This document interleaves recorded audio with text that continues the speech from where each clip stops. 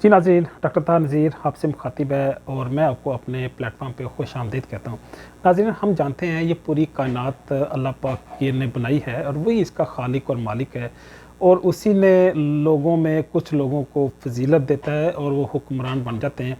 वो चाहे मखसूस जमात की शक्ल में हो या किसी मखसूस कबीले के बिहा पे वो सामने आ जाते हों या कुछ सियासी जमात बनाने के बाद वो पाकिस्तान के वज़ीर आज़म बन जाते हों या किसी अदारे की बुनियाद पे जिस तरह पाकिस्तान की आर्मी है, मिलिट्री है, उसके चीफ़ की हैसियत से वो मुल्क को रेगुलेट करने की कोशिश कर देते हैं। तो ये अल्लाह पाक की तक़सीम है, मुख्तलिफ़ कबाइल को, मुख्तलिफ़ कौमों को, मुख्तलिफ़ अदारों को और मुख्तलिफ़ शख्सियात को मौका देता है कि वो इक़्तिदार को सँभालें और इस दुनिया के निज़ाम को आगे बढ़ाएँ। आजकल के दौर में क्योंकि पूरे कुर्रा अर्ज़ में कम व बेश सारी जो ज़मीन है, अल्लाह पाक की जो धरती है, उसको मुल्कों में तक़सीम कर दिया गया है, जिसको हम सियासी तक़सीम कहते हैं। इंडिया है, पाकिस्तान है, अफ़गानिस्तान है। लेकिन इन तक़सीम के बावजूद जो फ़िक्र है, जो मज़हब है, जो अक़ायद हैं, उसकी बुनियाद पे भी लोगों के गिरोह मौजूद हैं। जब एक कबीले, एक नस्ल, एक ज़बान बोलने वाले और एक मज़हब से तल्लक़ रखने वाले लोग मिलते हैं तो वो एक दूसरे के साथ अपनायत महसूस करते हैं।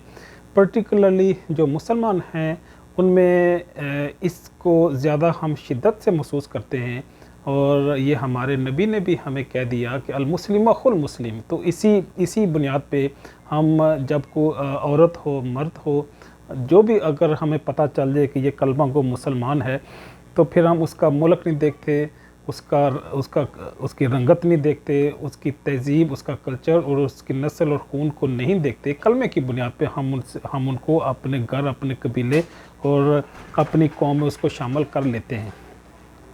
जो मैं बात करना चाह रहा हूँ वो असल में ये है कि पाकिस्तान के अंदर हमें समझ नहीं आती कि असल हुक्मरान कौन है, वो कौन सी ताकत और क़ुव्वत है जो हुकूमतें बनाती और बिगाड़ती है, जो रजीम को चेंज भी कर देती है। वो कौन सा ऐसा अदारा है, वो कौन सी ऐसी एस्टेब्लिशमेंट है, वो कौन सी ऐसे मख्फ़ी या खुफिया क़ुव्वत है जो इतनी बड़ी है, जो हुकूमतों को बदल भी देते हैं और तहरीके अदम एतमाद भी ले आते हैं, अदालत से फ़ैसले भी बदल लेते हैं। तो इसके हवाले से हम बात करेंगे। ये बात करने से पहले अगर मैं मौजूदा पीटीआई के जो हालात हैं उन पे थोड़ा-सा अगर बात करूं कि पाकिस्तान तहरीक-ए-इंसाफ पे जो सख़्त टाइम आया हुआ है, ये सख्ती भी असल में पाकिस्तान की जो इंजीनियरिंग हो रही है हुकूमत की, इक़्तिदार की, इंतखाबात की, उसका भी एक तसलसल है कि पीटीआई को ख़त्म करने का फ़ैसला कर लिया गया है और इमरान ख़ान को माइनस करने का भी फ़ैसला कर लिया गया है। लेकिन फ़ैसला अदारे कुछ शख्स जो भी करें, लेकिन अल्लाह पाक के तो फ़ैसले अपने हैं। आप किसी के मुक़द्दर से और अल्लाह पाक से तो टक्कर नहीं ले सकते। तो अल्लाह से जो भी टक्कर लेगा, फ़ितरत से, कुदरत से जो भी टकराएगा, वो अपने आप को पाश तो कर लेगा, लेकिन वो ना अल्लाह पाक का कुछ बिगाड़ सकेगा, ना कुदरत का और ना फ़ितरत का कुछ बिगाड़ सकेगा। तो इसलिए हमें ये समझना चाहिए कि अगर कोई अपनी मर्ज़ी से लोगों को क़ुव्वत की बुनियाद पे कंट्रोल करने की कोशिश करेगा तो ये गैर फितरी है। ऐसा मुमकिन नहीं है कि आप इंसानों को ज़्यादा देर तक वक्ती तौर पे तो दबा भी सकते हैं, कंट्रोल भी कर सकते हैं और हमने तारीख़ी एतबार में ऐसा देखा भी। लेकिन एक लंबे अरसे तक मुमकिन नहीं होता कि आप लोगों को खौफ की बुनियाद पे काबू में रख सकें। आजकल के दौर में तो ख़ुसूसन जब कनेक्टिविटी बहुत ज़्यादा है और लोगों के पास इंफॉर्मेशन लेवल क्योंकि बहुत ज़्यादा है, तो इसकी बुनियाद पे ऐसा आसान नहीं रहा कि आप लोगों को अपने कंट्रोल में रख सकें ज़्यादा देर तक। हम देखते हैं कि कुछ ऐसे अफराद हैं कि जो हालात का मुकाबला भी कर रहे हैं, सख्तियों को बर्दाश्त भी कर रहे हैं। कई सारे लोगों की पेशेन गोई के बरक्स वो खड़े भी हैं इस्तिकामत के रास्ते में, अज़ीमत के रास्ते में। वो चाहे परवेज़ इलाही साहब हों, चाहे इजाज़ चौधरी साहब हों, चाहे महमूद रशीद साहब हों, शाह महमूद कुरैशी का नाम भी इसमें आता है, फिर इसमें असद कैसर साहब का भी नाम आता है और भी एक लंबी फ़हरिस्त है जो पीटीआई और इमरान खान के साथ कंधे से कंधा मिलाए हुए खड़ी है। लेकिन फिर भी काफ़ी हद तक पीटीआई भी ज़ख्मी है और इमरान खान साहब भी पसपा हैं। लेकिन इस सारे हालात के बावजूद हम ये भी महसूस करते हैं कि इमरान खान एक बहादुरी की आला मिसाल बन के सामने खड़े हैं और वो किसी भी सूरत में अपनी शिकस्त को तस्लीम करने पे आमादा नहीं हैं। उनमें अगरचा इसमें उनकी स्पोर्ट्समैन स्पिरिट का भी एक रोल है, लेकिन कुछ लोगों की उठान या उनका मजाज या उनका तबीयत ही ऐसी होती है कि वो हालात के सामने सरेंडर नहीं होते, बल्कि अपनी सोच के मुताबिक ही आगे बढ़ते हैं। हमने देखा इमरान खान को गुज़श्ता 5-10 साल, बल्कि इससे भी ज़्यादा अगर लंबी तारीख में चले जाएं, उन्होंने कई सारे यू टर्न भी लिए, लेकिन ओवरऑल देखें तो कई सारे मौके में उन्होंने बड़ा अच्छा परफॉर्म भी किया और उन्होंने मुस्तकिल मजाजी और इस्तिकामत का रास्ता अख्तियार भी किया। हम ये भी देखते हैं कि बड़े करीबी साथी इमरान खान को खैरबाद कह के चले गए हैं, वो चाहे फवाद चौधरी साहब हों, असद उमर हों, फयाजुल हसन चौहान साहब हों, इबरारुल हक हो, शीरी मज़ारी है, आमर कियानी है, मलाइका बुखारी हैं। ये लोग हैं, ये इन्हें छोड़ के चले गए हैं, लेकिन हम इन्हें थोड़ा सा प्रिविलेज देते हैं, थोड़ा सा रिलैक्स करते हैं। इसलिए अगर तो रेगुलर डेज में वो जाते, अमूमी हालात में जाते, तो फिर तो हम इनको मुल्ज़म की हैसियत से पेश कर सकते थे। लेकिन ये क्योंकि हालात की वजह से गए हैं, सख्ती की वजह से गए हैं, ताकत की ज़ोर पे गए हैं, तो इसलिए इनका इन्हें एडवांटेज भी मिलना चाहिए कि मुमकिन है ये दिली एतबार से, फ़िक्री एतबार से, नज़रियाती एतबार से वापस न गए हों। आज भी उनकी पीटीआई और इमरान खान के साथ एक अक़ीदत मौजूद हो, लेकिन खौफ की बुनियाद पे इन्होंने यू टर्न लेके और पीटीआई को छोड़ के प्रेस कॉन्फ्रेंस करके चले गए हैं। लेकिन इसका यहाँ पे एक और भी पहलू है जिसको मैं समझता हूँ कि बयान कर देना चाहिए कि इस्लाम ने, दीन ने, इंसानियत ने, अगर हम मज़हब को एक लम्हे के लिए साइड पे भी रख दें, तो दुनिया की कोई भी अखलाकियात, कोई भी तहज़ीब, कोई भी तमद्दन, कोई भी मज़हब माशरा इस चीज़ की इजाज़त नहीं देता कि आप चादर और चार दीवारी की हुर्मत को पामाल करें। लेकिन हम पाकिस्तान में ये भी देखा कि पाकिस्तान के अदारे जो ख़ुद कानून को नाफज करने के हवाले से उनकी ज़िम्मेदारियाँ हैं, उन्होंने ना सिर्फ कानून की धज्जियाँ उड़ाई, बल्कि बुनियादी इंसानी अखलाकियात और बुनियादी इंसानी रवायात को भी मजरू किया, जो मैं समझता हूँ कि मुनासिब अमल नहीं है। अदारों को, हुकूमत को, रियासत को ऐसा नहीं करना चाहिए था। हमने इसके नताइज देखे हैं माजी में।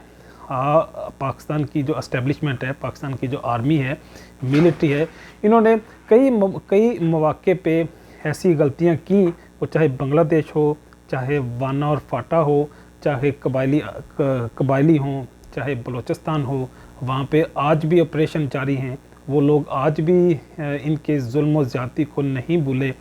बांग्लादेश तो ख़ुसूसन आज भी पाकिस्तान आर्मी के जुल्म और तशद्दुद और उनके चादर और चार दीवारी की हुर्मत को पामाल करने के वाले से इनकी ज़्यादतियों को याद रखे हुए हैं और वो उनकी नफ़रत आज भी मौजूद है।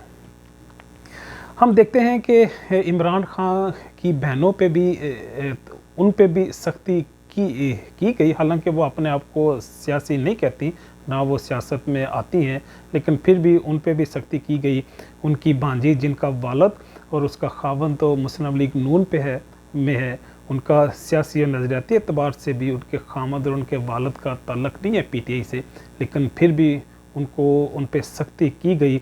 हत्ता कि इमरान खान के जो वकला हैं उनको भी हरासा किया गया और इमरान खान ख़ुद कहता है कि अब तो लगता है कि उसे खुद से कोई कानून पढ़ना पड़ेगा, खुद से मुकदमात को कोर्ट में जाके उनकी प्रोसीडिंग या उनकी डिफेंस या जो भी जज के सामने करना पड़ेगा। आखिरी बात करके आपसे इजाज़त चाहूँगा कि इमरान खान साहब ने एक कमेटी बनाई जिसमें असद कैसर और परवेज़ खट्टक को शामिल किया और इनको एस्टेब्लिशमेंट के पास भेजा।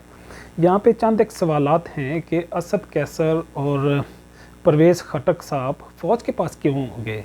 ये पाकिस्तान के वज़ीर-ए-आज़म के पास क्यों नहीं गए, ये दूसरी जो सियासी जमातों के पास क्यों नहीं गए। ये एक बहुत बड़ा सवालिया निशान है। इसका मतलब है इमरान खान ये समझते हैं कि जो ताकत का मंबा है, जो असल इक़्तिदार है, जो रजीम को चेंज करते हैं, वो हुकूमत नहीं है, वो पार्लियामेंट नहीं है, वो पाकिस्तान का प्राइम मिनिस्टर नहीं है, वो पाकिस्तान का प्रेसिडेंट नहीं है, बल्कि वो फ़ौज है।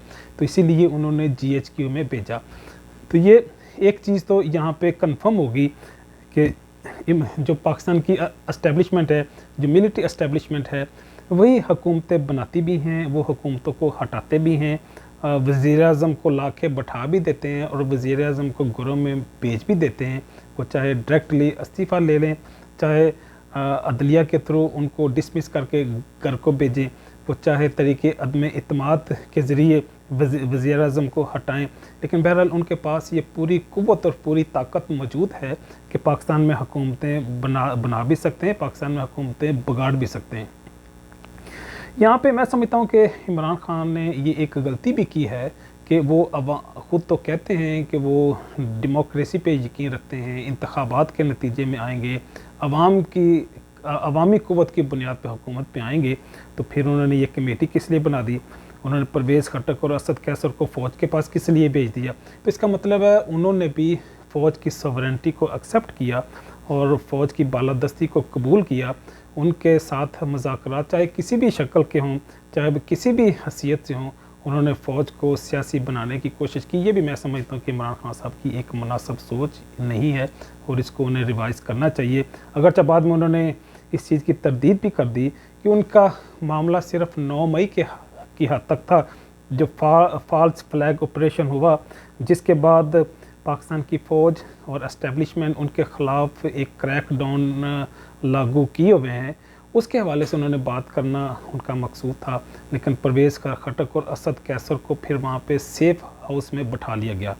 ये भी देखें कैसी बददियानती है, कैसी बद अखलाक़ी है कि पाकिस्तान के सियासतदानों को, पाकिस्तान के कायदीन को पाकिस्तान की फ़ौज सेफ़ हाउस में बैठा लेती है, फिर उनसे मुतालबा करती है कि आप भी प्रेस कॉन्फ्रेंस करें और चले जाएं।